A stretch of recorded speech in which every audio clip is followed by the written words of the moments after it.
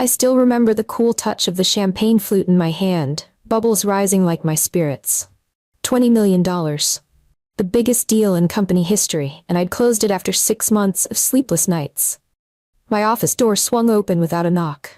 Richard stood there with Melissa from HR, both wearing expressions that didn't match the occasion. "Harper," Richard said, his voice flat despite my achievement. "We need to talk." Melissa placed a manila folder on my desk, sliding it toward me with manicured fingernails. My name was typed neatly on the label. "What's this?" I asked, though the pit in my stomach already knew. "Termination papers," Melissa said softly, "effective immediately." The champagne suddenly tasted sour. I set it down, hands trembling slightly as I opened the folder. "Cultural fit issues," Richard explained, not meeting my eyes. "The company is moving in a different direction." The words blurred on the page as fury rose inside me. 6 years of loyalty ended with a folder and a lie.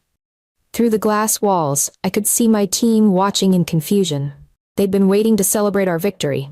Now they were witnessing my execution. I looked up from the papers, my shock turning to something colder. "Did you even read the deal terms, Richard?" Looking back, I should have seen it coming. 6 months of 80-hour weeks, building relationships with vendors that Richard could never maintain. I'd become the company's backbone, fixing problems he created, smoothing over his awkward pitches with clients who preferred my straight-talking style. I stayed loyal, believing in our mission, despite Richard's growing resentment of my success. I even covered for him during board meetings, giving him credit for ideas that weren't his. The breaking point came when I found an internal memo accidentally sent to my inbox. It detailed Richard's presentation to the board about his $20 million deal. My name appeared nowhere in the 12-page document. Instead, Richard had detailed his strategic vision and relationships that made it possible. What hurt most wasn't the betrayal, but the timing. He waited until I signed the final papers, until the money was guaranteed. Then he cut me loose before bonus season, ensuring my commission would never materialize. I delivered everything he asked for. His response? A folder and a fake smile. "The board thinks you're difficult to work with," he'd added as I packed my things. "Too independent, not enough of a team player." Translation: I was making him look bad by being good at my job. I didn't scream. I didn't cry. I didn't beg for my job back. When Melissa handed me a cardboard box for my belongings, I simply nodded and began packing my things. "You're taking this well," she whispered when Richard stepped out. I just smiled. "It's just business, right?" My assistant, Jamal, hugged me tight as I left. "This isn't right," he muttered. Several colleagues watched in shocked silence as security escorted me to the lobby.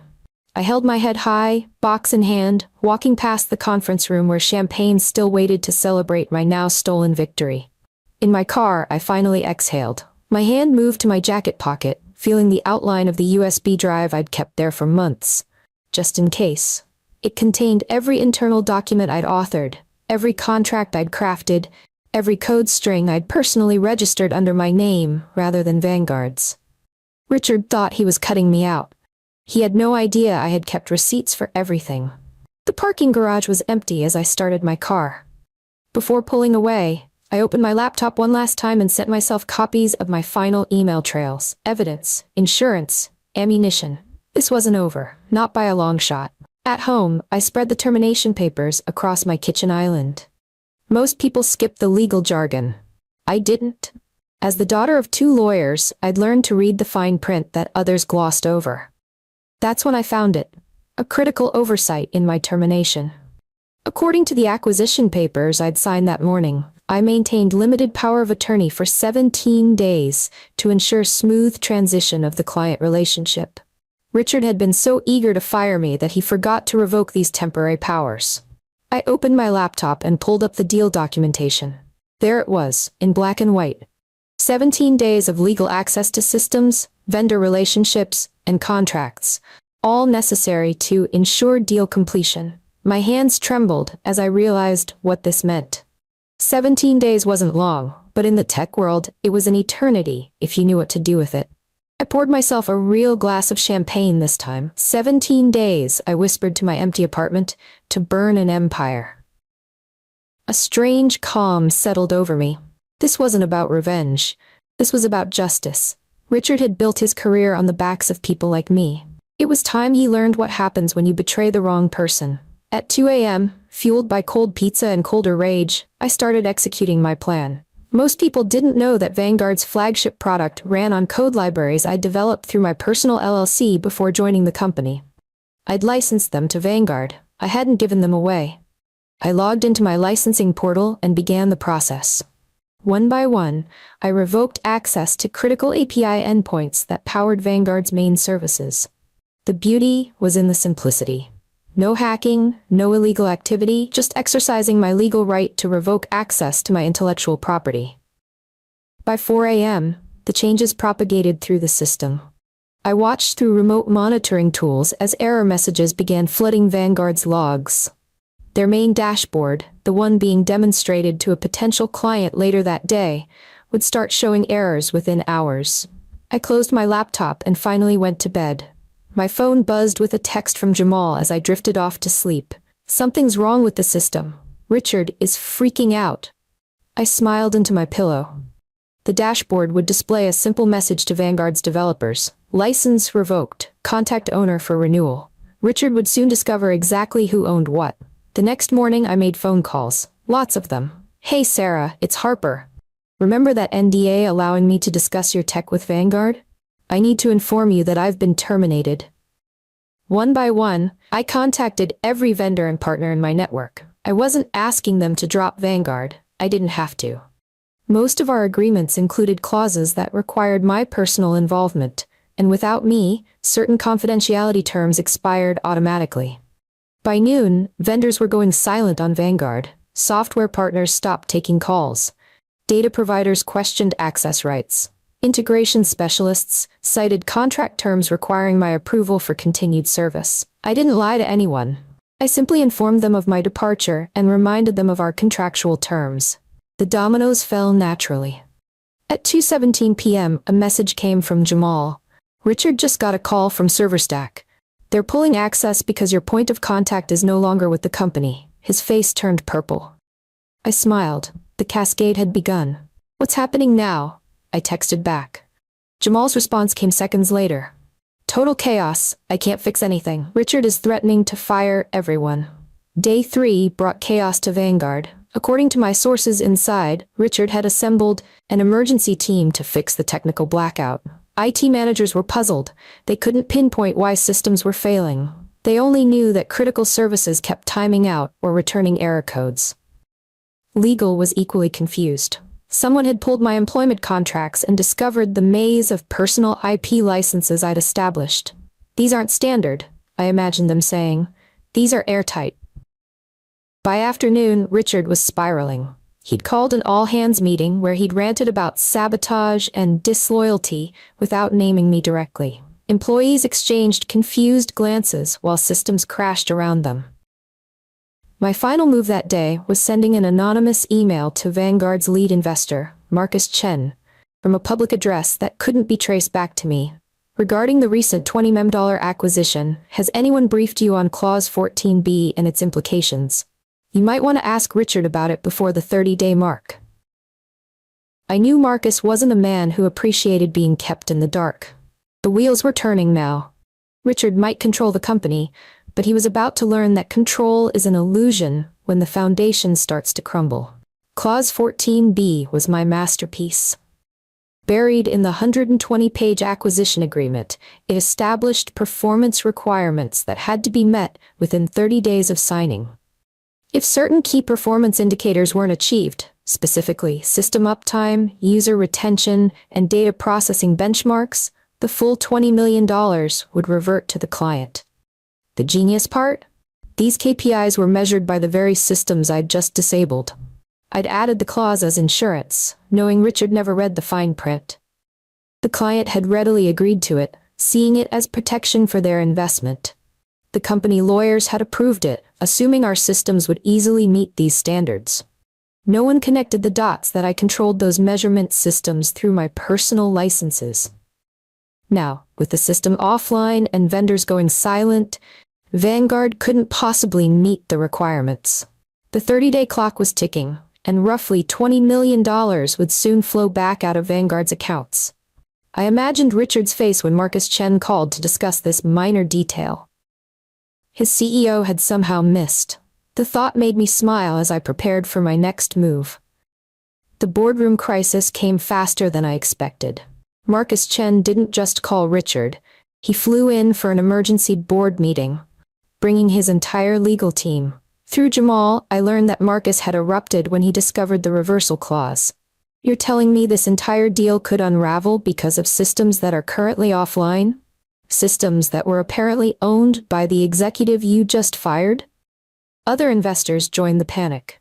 Vanguard's stock dropped 12% in a single day as rumors spread about the company's instability. Market analysts began asking questions about the $20 million deal that had been so proudly announced just days earlier. That evening, I sent carefully worded emails to 3 of Vanguard's major investors, people I'd built relationships with during fundraising rounds. In light of recent events, I'd appreciate the opportunity to discuss some alternative perspectives. Dinner next week?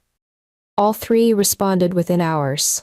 They wanted to meet sooner. My kitchen island was now covered with charts and plans. Richard had thought he was destroying my career. Instead, he had given me the perfect opportunity to build something better. Richard wasn't going down without a fight.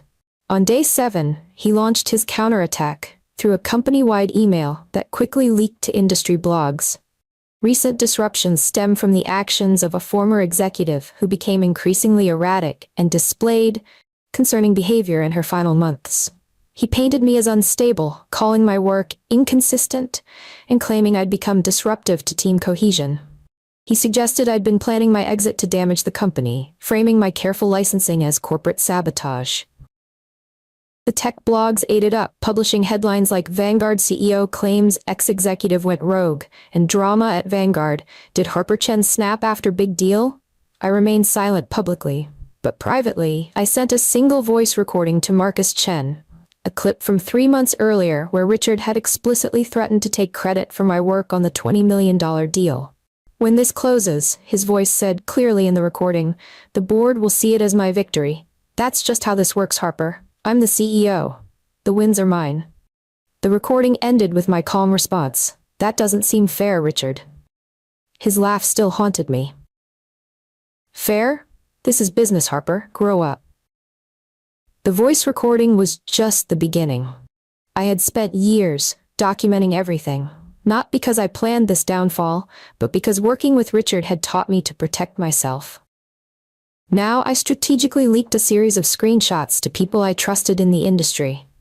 They showed Richard ignoring compliance warnings, mocking partners behind their backs, and boasting about how he would claim credit for deals he had little to do with. In one particularly damning email, Richard had written, "Let Harper handle the technical details. She's good for that. I'll handle taking the credit with the board." As these screenshots circulated within the industry, Vanguard's reputation took hit after hit. Clients began questioning their relationships. Partners demanded new points of contact. Competitors circled like sharks, sensing weakness. The final blow came when one of Vanguard's investors tweeted cryptically, "Very disturbing information coming to light. Considering recommending criminal investigation into certain practices." Richard's smear campaign had backfired spectacularly. My phone rang constantly now. Reporters seeking comments, former colleagues asking for the real story, even recruiters offering positions. I declined them all. I wasn't looking for a job, I was building a reckoning. On day 10, I released my trump card. Few people knew that I had installed a compliance monitoring tool on Vanguard's systems, with full approval from legal and IT.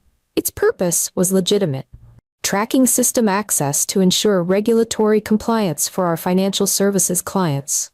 What Richard never realized was that this tool logged everything, including his own activities. Every login, every file accessed, every email sent through company servers. I hadn't planned to use this information, but his smear campaign changed everything. Through an anonymous email account, I sent a compressed file to Vanguard's board of directors. It contained logs showing Richard had accessed confidential client information without authorization. Worse, it showed money transfers to a shell company named Strategic Consulting Services, a company that existed only on paper. The transfers aligned perfectly with new client acquisitions, suggesting a pattern of kickbacks or unauthorized commissions. I included a simple note. This is why he needed me gone. I built the compliance system that caught him. Richard had fired me to hide his tracks. Now those tracks were exposed for everyone to see, highlighted in digital neon. By day 12, Vanguard's corporate culture had completely unraveled. The confident, cohesive team I'd helped build was now fragmented by suspicion and uncertainty. Jamal reported that executives had stopped eating lunch together. People whispered in corners, conversations going silent when Richard walked by. Mid-level managers began updating their LinkedIn profiles, sensing what was coming. The exodus started with Trevor, the CFO, who announced his immediate retirement to spend time with family. Everyone knew he was jumping ship. Then Maria from Product submitted her resignation, followed by 2 senior developers. Each departure weakened Vanguard further. These weren't just employees. They were the institutional knowledge base of the company, walking out the door with critical skills and client relationships. That evening, I received a text from Maria. "You still building that new firm everyone's whispering about? I want in. Bring Trevor too, he's interested." I hadn't even announced my plans yet, but the industry grapevine was already humming with speculation about my next move. Before sleeping, I drafted a business plan with a simple mission statement: building tech with transparency, integrity, and shared credit. Everything Vanguard wasn't. On day 14, I made it official. I registered Novacore Dynamics as a Delaware C Corporation and opened our business bank account with a substantial personal investment. I'd been planning this move for months, though not under these circumstances. Our mission statement was simple: building ethical tech solutions with transparent leadership. It was everything Vanguard claimed to be, but wasn't. The investors I'd met with were eager to provide seed funding. They'd seen the internal documents, heard the recordings, and recognized the opportunity to back the real talent from Vanguard. Within 48 hours, we secured $3 million in initial funding, no small feat for a company that existed only on paper. I carefully timed our press release to coincide with Vanguard's expected layoff announcement. Their bad news would be drowned out by our launch, and tech journalists would inevitably draw the connection. The press release went to the printer. The website prepared to go live. The team, already including 7 former Vanguard employees, waited for the signal. As I finalized the details, I thought about Richard's words. The company is moving in a different direction. He had no idea how right he was. While Novacore took shape, Vanguard continued its spectacular implosion. They missed the deadline for the performance metrics in Clause 14B, triggering the $20 million reversion. Their biggest client publicly announced they were exploring other options following concerning disruptions. Unable to fix the technical issues I'd created, Richard brought in expensive consultants who recommended a complete system rebuild. The cost estimate, $6 million and 8 months. The board balked. Layoffs began. First contractors, then junior staff, finally hitting middle management. Morale plummeted. Productivity crashed. Each day brought new rumors of Vanguard's demise. When our press release hit the wire, "Meet Novacore Dynamics, the future of ethical tech solutions," it went viral within hours. The story wrote itself. Former Vanguard executive launches competitor after controversial firing. Tech blogs ran side-by-side comparisons. Vanguard announcing layoffs while Novacore announced hiring. The contrast couldn't have been more stark. I didn't have to attack Richard publicly. His own actions were doing all the damage needed. As my mother always said, "Give a fool enough rope, and he'll hang himself." Richard had more than enough rope now.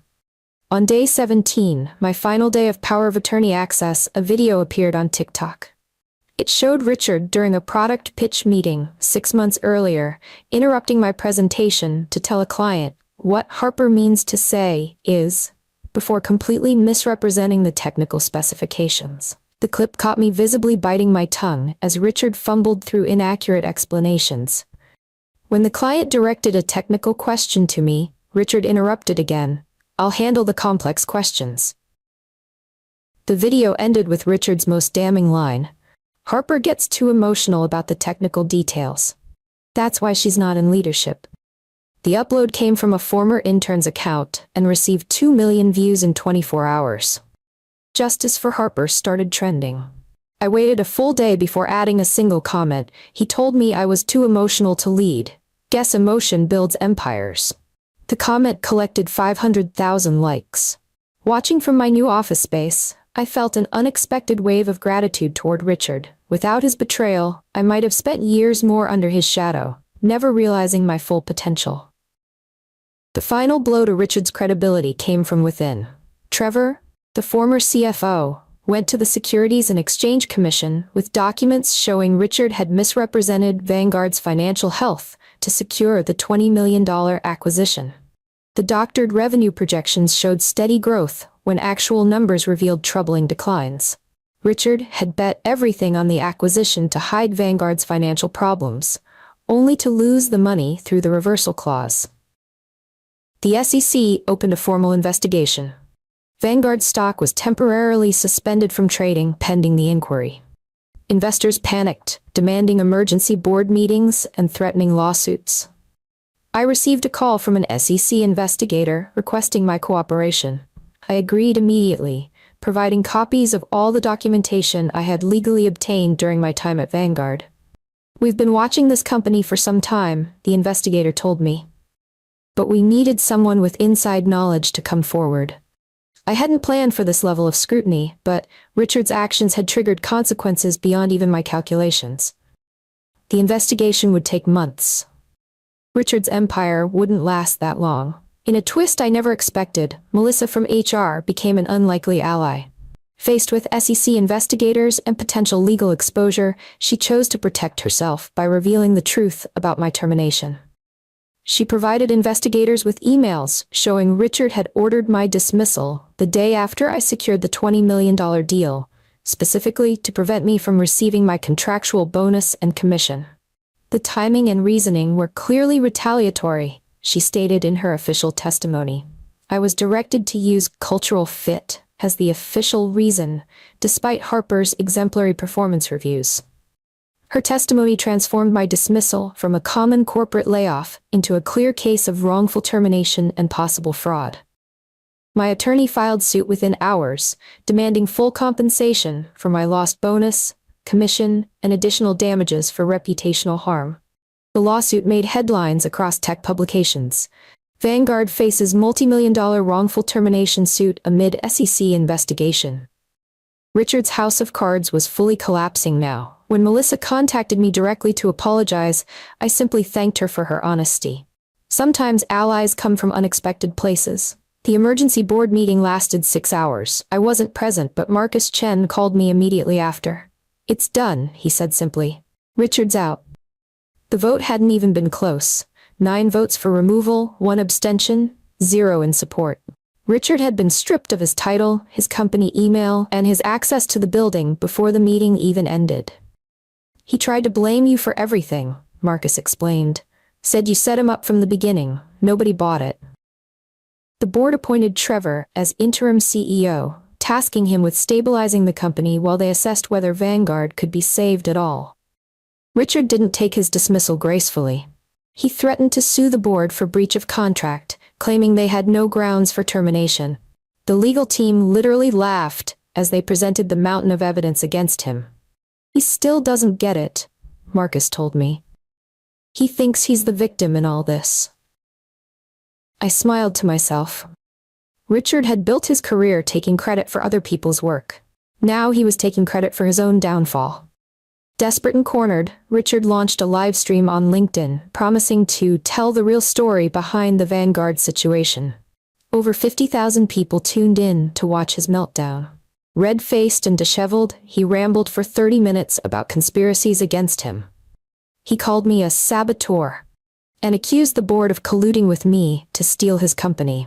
His claims grew increasingly outlandish as the stream continued. The comments section flooded with skepticism. Former employees chimed in with their own experiences working under his leadership. The chat filled with L+ratio comments from younger viewers enjoying the corporate drama.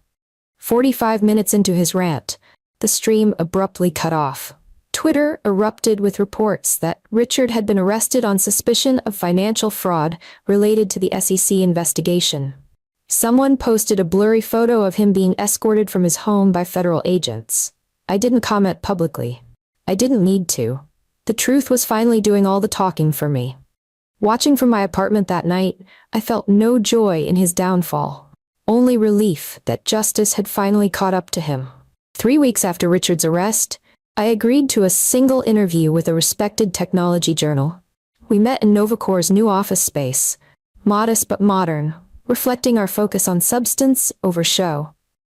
The interviewer asked thoughtful questions about building ethical tech companies, the importance of proper credit for work, and the challenges women face in leadership.